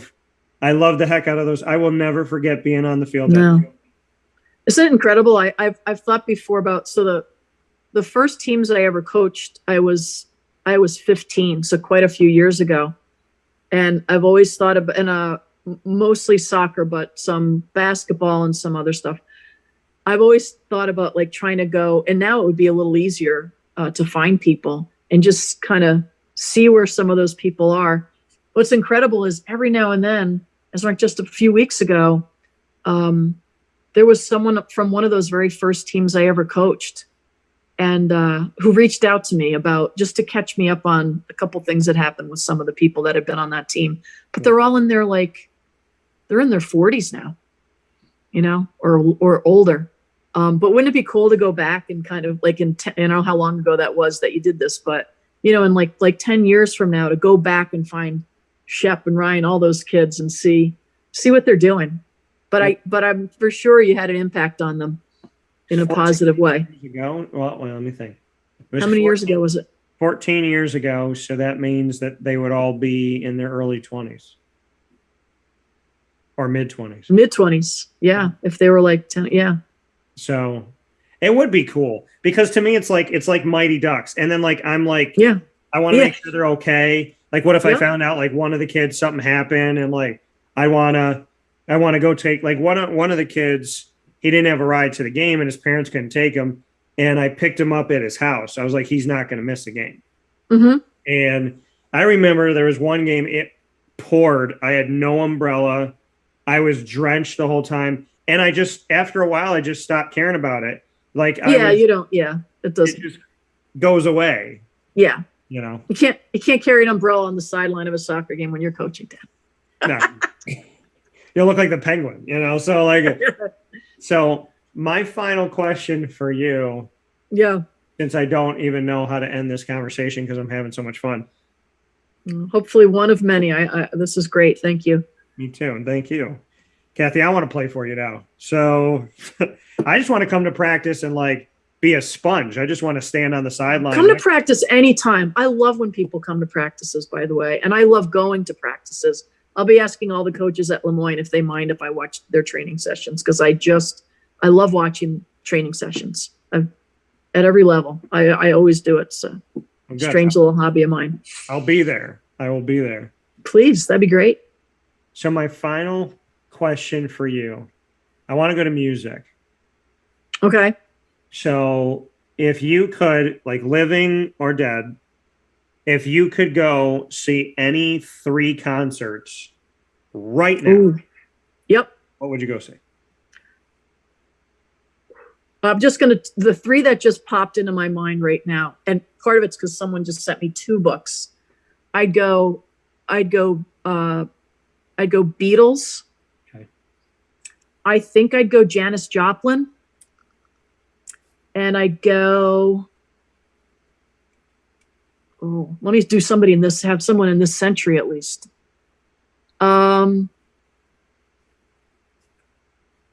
I think I might go like living or dead. I don't know. Oh, I'm drawing a blank right now on a blues singer. I can't think of his name. B.B. King?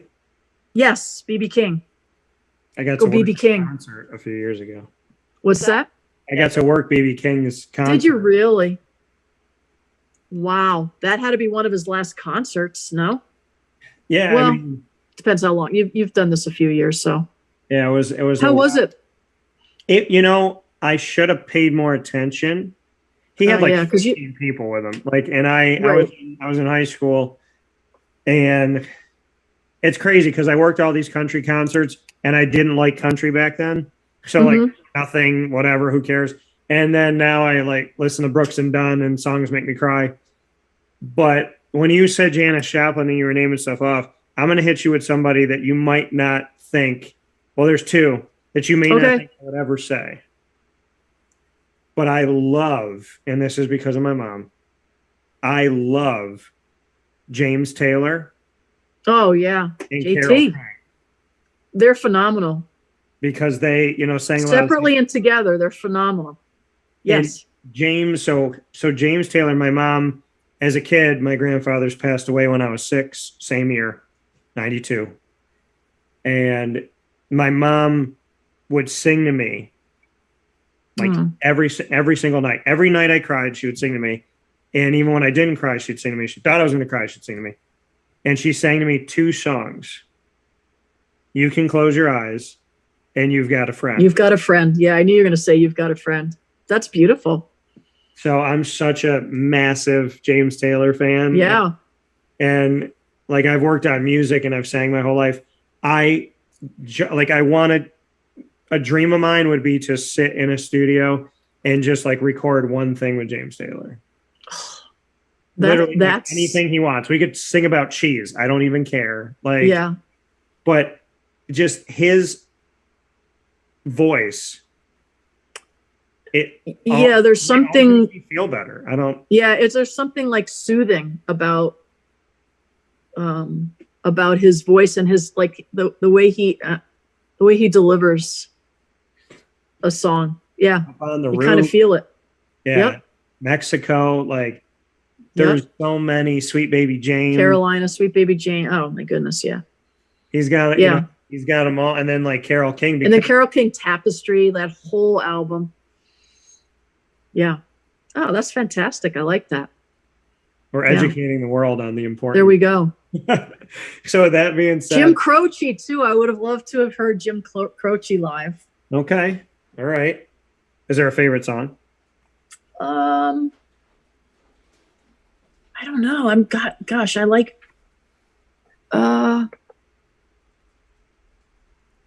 I've Got a Name. I like that. Okay. Operator. Okay. I like Operator. I like a lot of them. There's songs that it's not open anymore, but I want somebody to take it over and open it, and like somebody who like appreciated and knew it when it was there, and bring the nostalgia back. There's a place right down the road from PB&J's Lunchbox, which is an awesome place to check out. So on 663 Old Liverpool Road is PB&J's, and if you come like down the road a little bit, there's Lakeview Bowling Center. Penguin on it. My mom bowled during the day, and she put me in daycare. all the songs on those speakers when I was a kid growing up, like I don't know them, and I don't know them, and then I hear them, and I don't even somewhere, and it happened recently, and they'll play a song, and I'm like, oh my god, like I love this song, and so when people ask like, where's the best music? I said 60s, 70s, and 80s was all at the bowling alley. Because that's what you found. Yeah, that's what you heard. That's what you associate. That's cool. Yeah. So I just miss the bowling alley. Like in my brain, I'm like, I just want to go back there with headphones on and just take it all in again, you know? So it's just a different world. So that being said, for Kathy Brawn here with us, the new head coach for the Lemoyne Dolphins women's soccer team, coming to us with plenty of experience and love for the game and being a Dolphin here in our community. Kathy, this conversation, and like you said, I hope there's absolutely positively many more. I don't know how to end it, because like I'm so excited about talking with you, and I love your smile and I love your desire, and I can feel it. I understand why they hired you. I get it. Gosh, thanks so much. Well, what a wonderful day to way to cap off this day, Dan. I really appreciate it. And, practice is open. Come on out anytime. Sounds good. Well, fins up. And I'll meet Lily. Yes. Yeah, I'll bring her out. But yeah, I'm sure all the will love girls it too. will Oh, the players will love it. Yeah. Yeah. So Kathy, thank you. And I look forward to talking to you soon. Thank you so much. Take care. I'll see you around.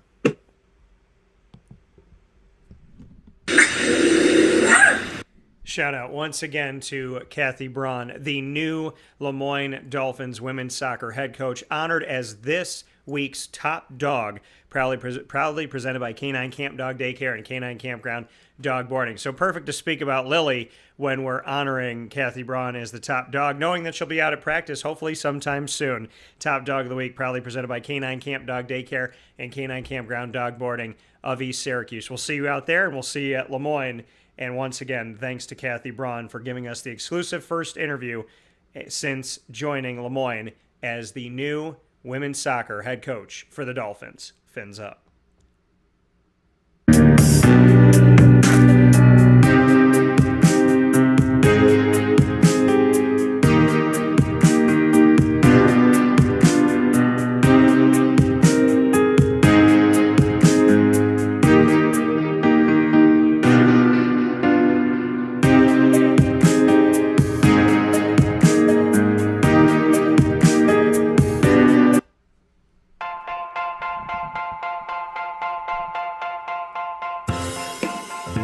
Cafe Cabal Mobile Cafe brings the cafe experience to you. We'll roll out to your neighborhood or office, ready to serve our locally crafted espresso bar to our loyal patrons. Inquire at cafecabal.com. Cafe Cabal, coffee for the soul.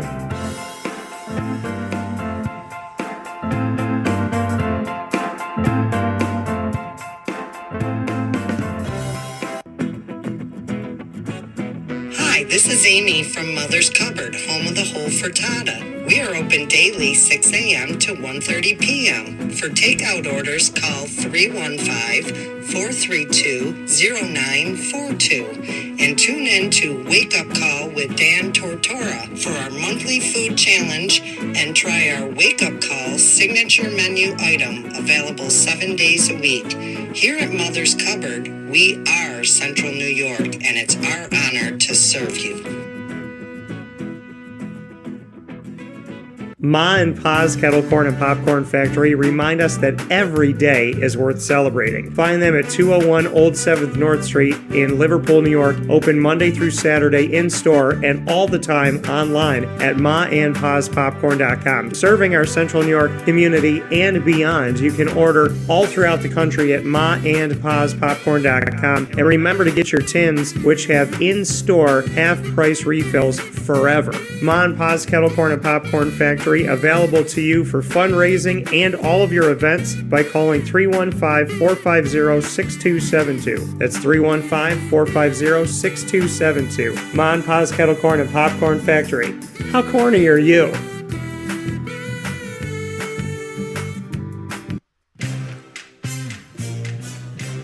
Here at Progressive Dental, we understand the importance of regular dental visits and preventive care. Cleanings and checkups are essential to good oral health. We have multiple locations in the Southern Tier, so come visit us in Binghamton, Enwell, Kirkwood, Montrose, and Norwich. For self-pay non-insured patients, we offer the Smile Plan, which covers all of your cleanings, x-rays, and exams for an affordable yearly price. Call 607-754-2273 or 607-754-CARE to make an appointment today. For more information, visit our website at progressivedentalny.com.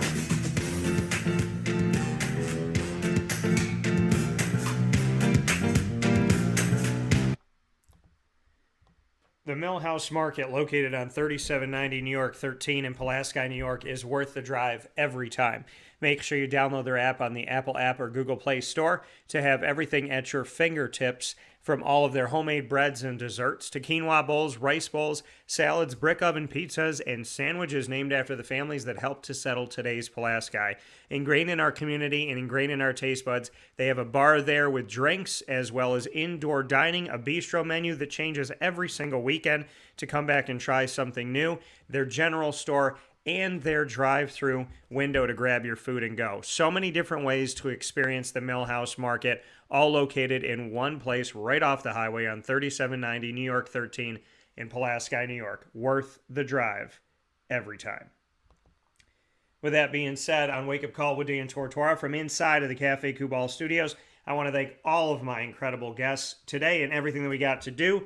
I want to thank Carvel DeWitt for the annoying moment of the week, as well as Chick-fil-A Cicero and Chick-fil-A Clay for lead with Juanita Ward. I want to thank Juanita for joining me in today's conversation about never giving up and the Don't Stop Believing opportunity that she has with what she's doing on her end of it. You can check out Juanita Ward by searching Juanita on any one of the social media platforms. And of course, she's tagged in our social media, so you can find her there as well on Facebook at Wake Up Call DT, Twitter at Call DT, and Instagram at Wake Up Call _DT. And of course, a big thanks to K9 Camp Dog Daycare and K9 Kampground Dog Boarding of East Syracuse for our Top Dog of the Week segment, honoring today's Top Dog of the Week, this week's Top Dog of the Week, who is the newest hire to the Lemoyne Dolphins, the newest member of the Dolphin family, and that being Kathy Brawn, with over 30 years of experience, over 3 decades of experience with soccer, joining Lemoyne as the women's soccer head coach, and us getting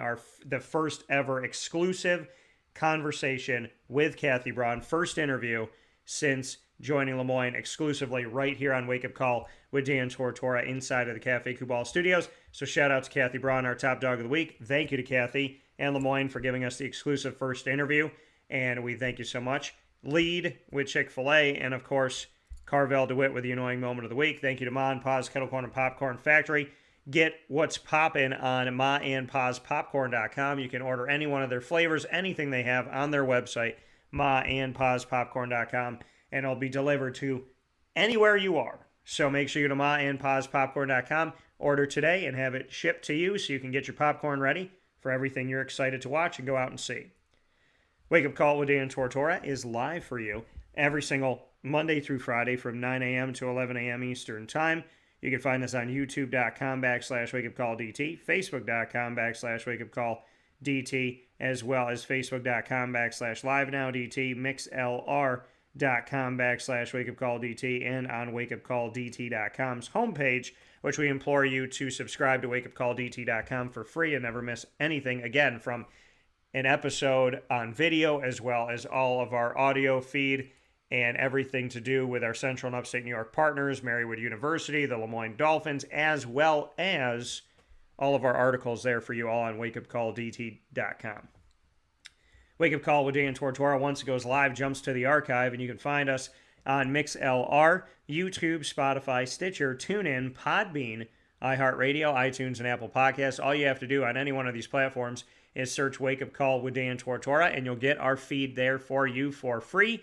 And you can get a bunch of these pieces on wakeupcalldt.com, including the Podbean feed, which updates regularly on the bottom of the homepage of wakeupcalldt.com. So any one of these platforms, search Wake Up Call with Dan Tortora, or one word, Wake Up Call DT. Thanks to our Central and Upstate New York partners, Cafe Kubal, Carvel DeWitt, the Wildcat Sports Pub, Progressive Dental, Ma and Pa's Kettle Corn and Popcorn Factory, where you can order anywhere in the world on maandpaspopcorn.com. And, of course, you can go see them at 201 Old 7th North Street in Liverpool, New York. Canine Camp Dog Daycare, Avicoli's, Canine Kampground Dog Boarding, Chick-fil-A Cicero, and Chick-fil-A Clay, the Lemoyne Dolphins, Pizza Man, Honda City of Liverpool, the Millhouse Market, PB&J's Lunchbox, Victory Sports Medicine and Orthopedics, and Mother's Cupboard. And, of course, Wake Up Call with Dan Tortora is the proud multimedia marketing partner of your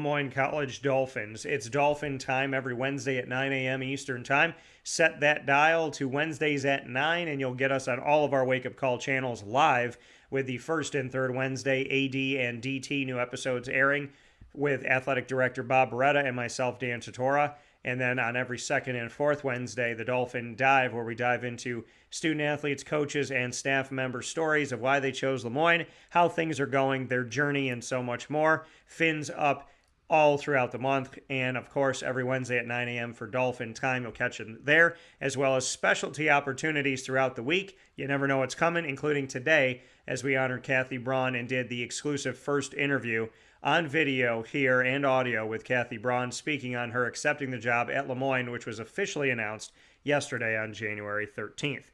Wake Up Call with Dan Tortora, and you can find out you can get the archive of all of our Lemoyne shows by going to youtube.com/wakeupcalldt, as well as on wakeupcalldt.com, clicking on the Lemoyne tab, and get more information about Lemoyne in general at lemoynedolphins.com. Wake Up Call with Dan Tortora is also the proud multimedia marketing partner of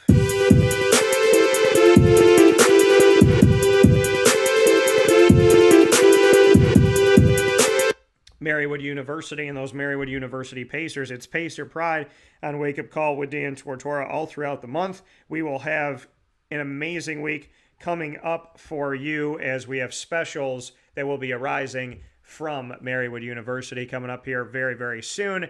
This coming week on Wake Up Call with Dan Tortora, we'll be able to stockpile you with plenty of new Pacer Pride, and you can get all of our Pacer Pride specials by going to youtube.com/wakeupcalldt, as well as on the Marywood tab on wakeupcalldt.com. You can subscribe to both, and of course get more information by going to marywoodpacers.com. Pacer Pride exclusive conversations airing all throughout the month with Executive Director of Athletics Pat Murphy, student athletes, and coaches celebrating Marywood University.